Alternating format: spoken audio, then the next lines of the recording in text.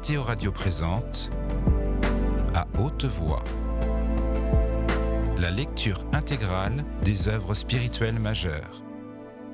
Aujourd'hui, La Divine Comédie de Dante Alighieri.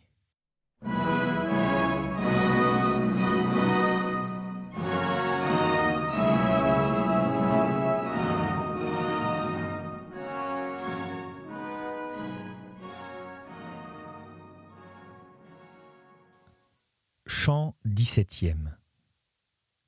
Tel que vint à Clymène, pour s'éclaircir de ce qu'il avait entendu contre soi, celui qui encore rend les pères peu faciles aux prières de leurs fils, tel étais-je, et tel paraissais-je à Béatrice et à la sainte lampe qui auparavant avait pour moi changé de place. Ce pourquoi, madame, exhale au dehors, me dit-elle, l'ardente vapeur de ton désir, de manière qu'en sortant, elle offre bien l'image de l'interne empreinte, non que notre connaissance croisse par ton parler, mais afin que t'enhardissant à dire ta soif, on te verse à boire.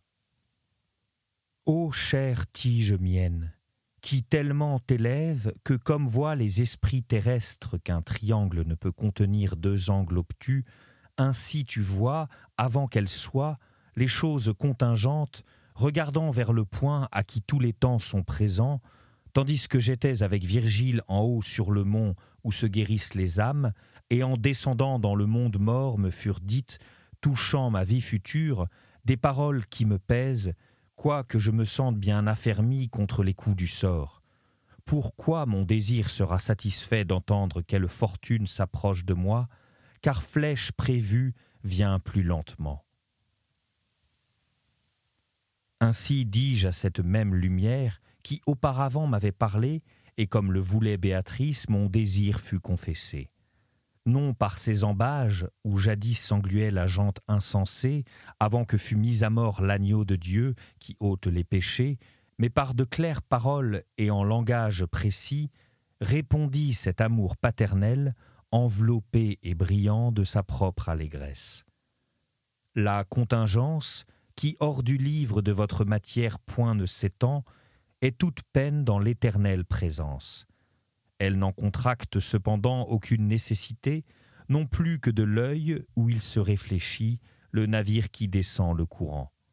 De là, comme à l'oreille la douce harmonie de l'orgue, vient à ma vue le temps qui pour toi se prépare.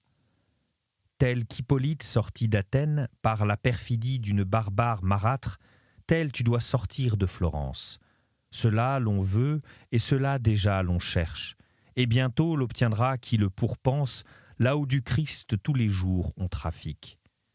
Le cri public, comme de coutume, imputera la faute à l'offensé, mais au vrai rendra témoignage celui qui dispense la vengeance. Tu laisseras toute chose le plus chèrement aimée, et c'est là le trait que l'arc de l'exil décoche le premier.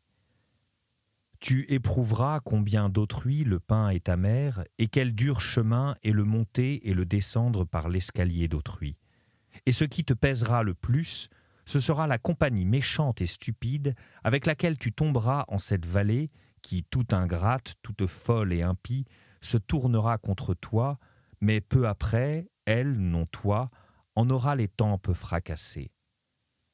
De sa bestialité, l'événement sera la preuve, de sorte qu'il te sera beau d'être resté seul à part. Ta première hôtellerie et ton premier refuge sera la courtoisie du grand Lombard, qui sur l'échelle porte le saint oiseau. Si bénignement il te regardera, que du faire et du demander, entre vous deux sera le premier, celui qui entre les autres est le plus tardif. Avec lui, tu verras celui qui, en naissant de cette étoile valeureuse, tellement reçut l'empreinte, qu'illustres seront ses œuvres.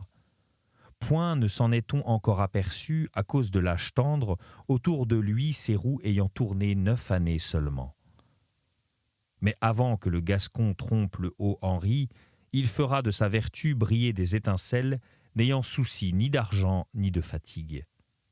Si connues seront ses magnificences, que ses ennemis même n'en pourront tenir leur langue muette. Attends-toi à lui et à ses bienfaits. Par lui, beaucoup de gens seront transformés, riches et mendiants, changeant de condition. Tu porteras de lui ceci écrit en ta mémoire, mais point ne le dira. Et il dit des choses incroyables à ceux-mêmes qui en seront témoins. Puis il ajouta, « Mon fils, ce sont là les gloses de ce qui t'a été dit. Voilà les embûches cachées derrière un petit nombre d'années. Je ne veux cependant pas que tu envies tes concitoyens, puisque ta vie doit dans l'avenir s'étendre bien au-delà du châtiment de leur perfidie. Après qu'en se taisant, l'âme sainte eut montré qu'elle avait achevé la trame de la toile dont je lui avais présenté la lice, je commençai comme celui qui, doutant, désire conseil d'une personne qui droitement voit et veut et aime. Bien vois-je, mon père, comme vers moi le temps se hâte pour me porter un de ces coups d'autant plus rudes que plus soi-même on s'abandonne. Par quoi de prévoyance, il est bon que je m'arme, de sorte que si m'est ravi le lieu le plus cher, je ne perde point les autres par mes vers. Et en bas dans le monde sans fin amer, et sur le mont du sommet duquel m'enlevèrent les yeux de madame, et ensuite dans le ciel de lumière en lumière, j'ai appris ce qui, si je le redis, à beaucoup sera d'aigre saveur. Et si du vrai je suis ami timide, je crains d'être privé de la vie parmi ceux qui ce temps appelleront anciens. La lumière dans laquelle exultait mon trésor que je trouvais là, resplendit d'abord comme au rayon du soleil un miroir d'or, puis répondit « La conscience noircie, ou par sa propre honte ou par celle d'autrui, sentira certainement ta rude parole. Néanmoins, le mensonge écarté publie toute la vision et où est la gale laisse gratter. Que si ta voix est âpre au premier goût, digérée, elle laissera ensuite une nourriture vitale. Ce tien cri fera comme le vent qui plus fortement frappe les hautes cimes, et ce ne te sera pas un médiocre honneur. Dans ces roues, sur le mont et dans la vallée de douleur, t'ont été montrées seulement les âmes connues par la renommée, parce que l'esprit de celui qui, oui, point ne se repose dans une ferme foi, par un exemple qui est sa racine inconnue et cachée, ni par aucun autre argument qui ne soit pas sensible.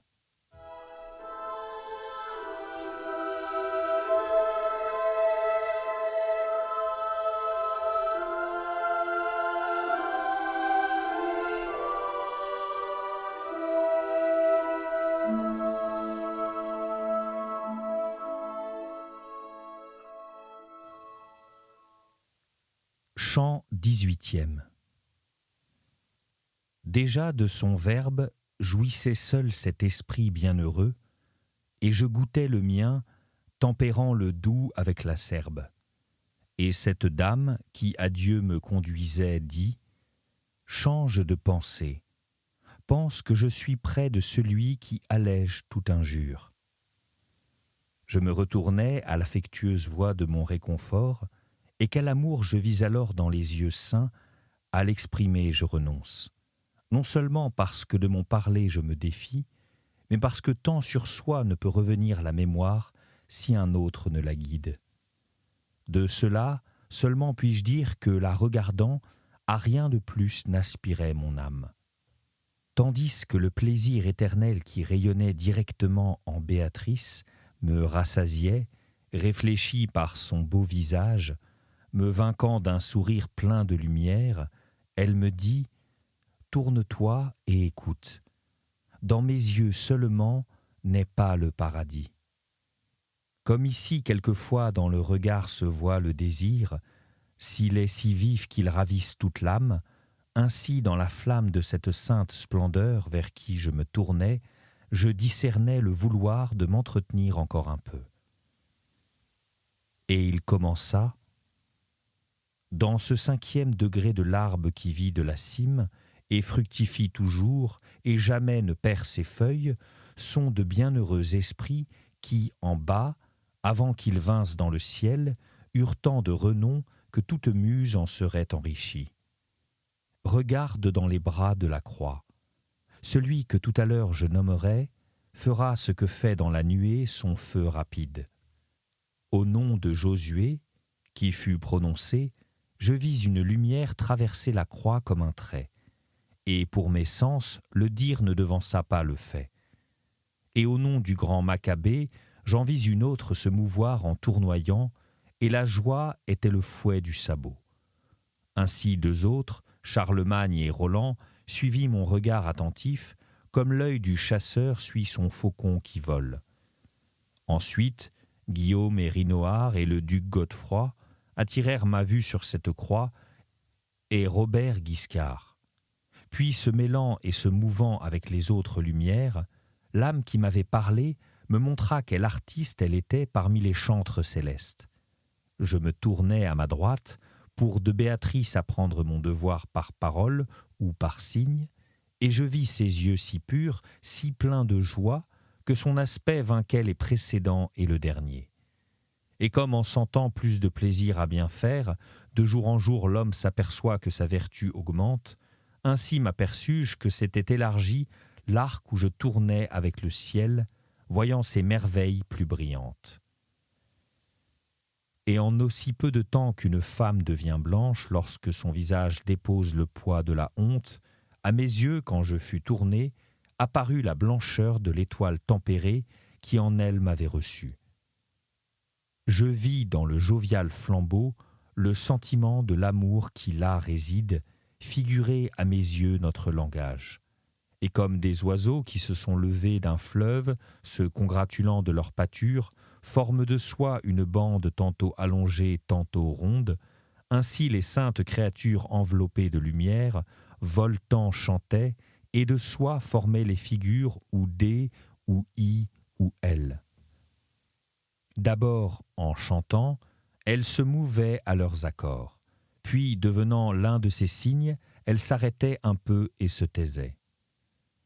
Ô divine Pégaséenne, à qui les esprits doivent et la gloire et une longue durée, comme à eux par toi les cités et les royaumes, éclaire-moi de ta lumière, afin que j'épelle leurs figures comme je me les représente, que ta puissance paraisse en ces brefs vers. Se montrèrent donc 5 fois 7 voyelles et 7 consonnes, et je notai les parties comme elles me parurent dites.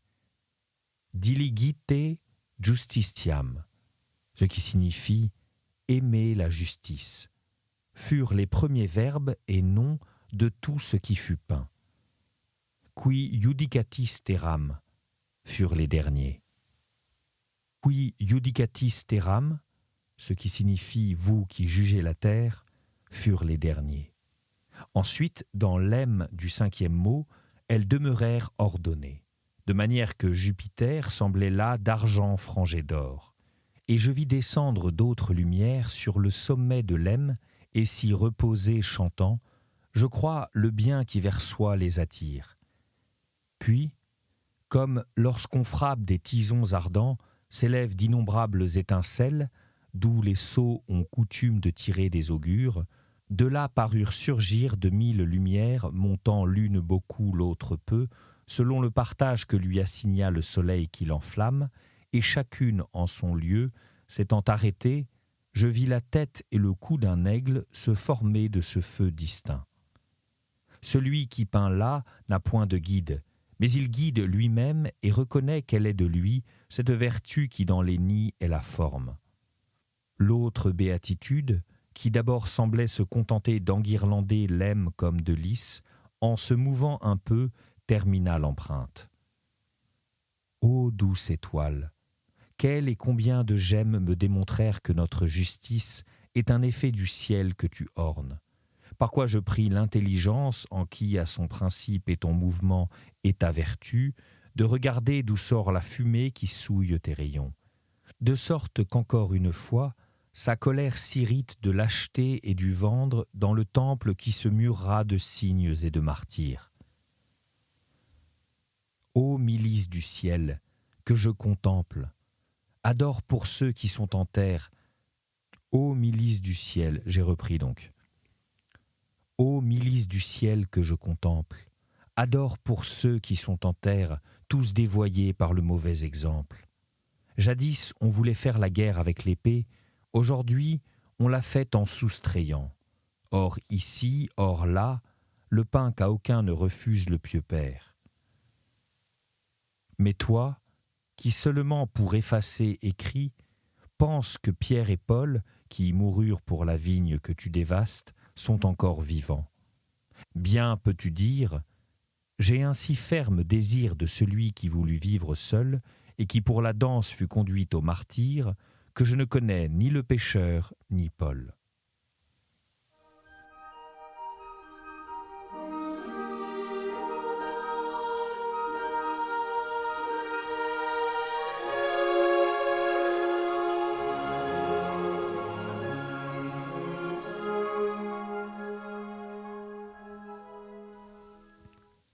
Chant 19e. Devant moi paraissait, les ailes ouvertes, la belle image qui, dans le doux jouir, rendait joyeuses les âmes entrelacées. Chacune d'elles semblait un rubis qu'embrasait un rayon de soleil si ardent qu'il le réfléchissait dans mes yeux. Et ce que j'ai maintenant à retracer, jamais voix ne l'imprima, ni encre ne l'écrivit, et jamais imagination ne se le représenta. Je vis et j'entendis aussi parler le bec, et dans la voix sonner je et moi, tandis que dans le concept était nous et nôtre. Et il commença « Parce que je fus juste et pieux, je suis ici exalté dans cette gloire qui ne laisse vaincre par aucun désir, et sur la terre je laissais de moi une mémoire telle que les méchants la louent mais ne suivent pas l'exemple. Comme de plusieurs braises une seule chaleur se fait sentir, ainsi de plusieurs amours sortait un seul son de cette image. D'où moi, ensuite, ô perpétuelle fleur de l'éternelle joie, qui tous vos parfums me faites paraître un seul parfum. Rompez par votre parole le grand jeûne qui m'a tenu en une longue faim, n'y trouvant sur la terre aucun aliment. Bien sais-je que si dans le ciel la divine justice fait d'un autre royaume son miroir, elle n'est pas voilée dans le vôtre. Vous savez comme attentivement je m'apprête à écouter. Vous savez quel est ce doute qui m'a fait vieillir dans un si long jeûne. Comme un faucon déchaperonné meut la tête, et battant des ailes et se dressant montre l'envie de voler, ainsi vis-je faire ce signe tissu des louanges de la grâce divine, avec des chants tels que le sait qui là-haut se réjouit. Puis il commença. Celui qui tourna le compas jusqu'à l'extrémité du monde, et dedans distribua tant de choses cachées et apparentes, ne put tellement empreindre sa vertu dans tout l'univers, que son verbe ne demeura infiniment au-dessus. Et de ceci la preuve certaine est, que le premier superbe, des créatures la plus excellente, pour n'avoir pas attendu la lumière, tomba vert.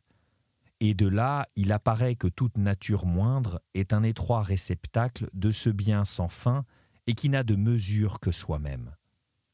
Notre vue, donc, laquelle doit être un des rayons de l'intelligence de qui toutes choses sont pleines, ne peut, par sa nature, être assez puissante pour que son principe point ne lui apparaisse beaucoup moins splendide qu'il ne l'est. Ainsi, la vision que dans l'éternelle justice a votre monde ressemble à celle de l'œil qui pénètre dans la mer, lequel, bien que la proue il voit le fond, ne le voit point en haute mer, et cependant il existe, mais le cache sa profondeur. Point de lumière si elle ne vient de la sereine clarté qui jamais ne se trouble, mais plutôt ténèbres et ombres de la chair ou son venin. Largement est maintenant ouverte la sombre grotte qui te cachait la justice vivante, sur laquelle tu faisais tant de questions. Un homme, disais-tu, naît sur les rives de l'Indus, et là, personne qui parle du Christ, qui en lise, qui en écrive rien. Et toutes ses volontés, tous ses actes sont bons, autant que voit la raison humaine, sans péché dans la vie ni dans les discours. Il meurt non baptisé et dénué de la foi. Où est cette justice qui le condamne? Où est sa coulpe s'il ne croit pas? Or qui es-tu, toi qui veux t'asseoir sur le siège pour juger à la distance de 1000 milles, avec une vue à peine d'un empan? Certes, pour celui même qui avec moi devient plus pénétrant, si l'Écriture n'était au-dessus de vous, il y aurait à douter merveilleusement. Ô terrestres animaux, ô esprits grossiers, la première volonté qui par soi est bonne, de soi qui est le souverain bien, ne s'éloigna jamais. Est juste tout ce qui lui est conforme. Nul bien créé ne l'attire à soi, mais rayonnant, elle le produit. Comme au-dessus du nid tourne la cigogne, après qu'elle a donné la pâture à ses petits, et comme celui qui est repu la regarde, ainsi fit l'image bénie qui agitait les ailes mues par tant de conseils, et ainsi levai-je les cils. Tournant, elle chantait et disait « Telles que sont mes notes, à qui point ne les entend, tel à vous, mortels, est l'éternel jugement. » Puis ces étincelants incendies de l'Esprit Saint s'arrêtèrent encore dans le signe par lequel les Romains furent révérés du monde. Et lui recommença « À ce royaume ne monta jamais qui ne crut point en Christ, avant ou après qu'il fut cloué au bois. Mais vois, beaucoup clament Christ, Christ qui dans le royaume seront de lui moins propés que tel qui ne connut point Christ. Et de pareils chrétiens condamnera l'Éthiopien, qui se sépareront les deux collèges, l'un riche, l'autre pauvre, pour l'éternité. Que ne pourront dire les Perses à vos rois, lorsqu'ils verront ouvert le livre dans lequel s'écrivent toutes leurs hontes? Là se verra, entre les œuvres d'Albert, celle qui bientôt remuera la plume, et par laquelle sera dévasté le royaume de Prague. Là se verra la désolation qu'en falsifiant la monnaie, amène sur la scène celui qui mourra frappé par un porc. Là se verra la soif d'orgueil qui rend si insensé l'Écossais et l'Anglais qu'aucun d'eux ne peut se contenir au-dedans de ses limites. Se verra la luxure et la vie molle de celui d'Espagne et de celui de Bohême qui jamais ne connut ni vaillance ni vouloir. Se verra la bonté du boiteux de Jérusalem marquée d'un « i » lorsqu'un « m » marquera le contraire. Se verra l'avarice et la lâcheté de celui qui garde l'île de feu où Anchise terminera son long âge. Et pour faire entendre combien chétif il est, de lui il sera écrit en lettres tronquées qui noteront beaucoup de choses en peu d'espace. Et à chacun apparaîtront les sales œuvres de l'oncle et du frère qui ont déshonoré une race si illustre et de couronne. Et là se connaîtront ceux de Portugal et de Norvège et celui de Rassia, qui contrefit le coin de Venise. Ô heureuse la Hongrie, si elle ne se laisse plus mal conduire, et heureuse la Navarre, si elle s'armait du mont qui la borde. Et doit croire chacun que pour art de ceux-ci, déjà Nicosie et Famagouste se lamentent et murmurent à cause de leurs bêtes qui du flanc des autres points ne s'écartent. C'était À haute voix, une émission de KTO Radio. Aujourd'hui, La Divine Comédie de Dante Alighieri. Lecture, Fitzgerald Berton. Captation et réalisation, Gustave Schlicht et Thibaut Dagalier. Une émission disponible en podcast sur ktoradio.com et sur l'application KTO Radio.